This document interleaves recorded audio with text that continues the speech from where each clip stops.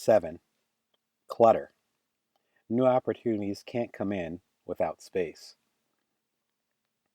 My office is filled with lots of mindfulness and strategic tools, but the most useful one is a brand new shredder. It costs $50 with coupons. Powerful enough to eat through papers, folders, and credit cards for 30 minutes straight, the little monster turned my save for rainy day piles into buckets of confetti. The debris filled 2 garbage cans, roughly my height and width. What are you still carrying that you don't need? The cathartic act of destruction, of removal, and of closure gives us space for our next act. It forces us to make peace with the past. It also gives us pause to honor what we've done.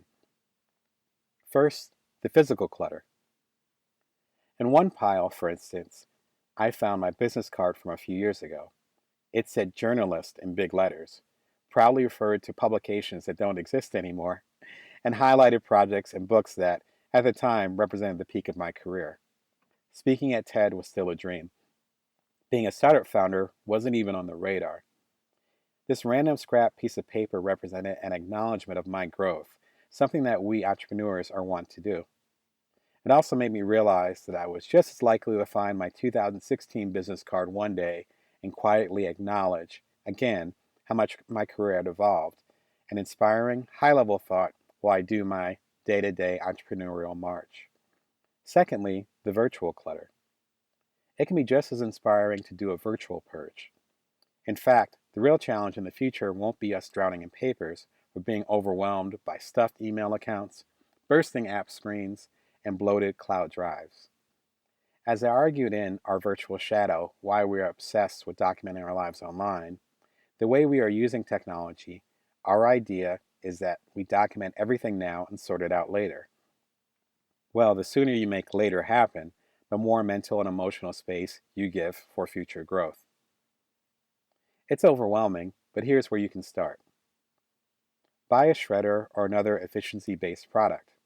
It's worth getting services and products that can create room for your future business. The virtual side is equally important. For example, a computer efficiency program can delete orphan data, press your useful files so that you can work faster. Take an afternoon to assess. Imagine you're working in a new office on a new computer. We have unparalleled focus, clarity, and relief when we are working with a clean slate. Decluttering and deleting isn't on the same level, but spending 3 hours organizing can bring us closer to that nirvana.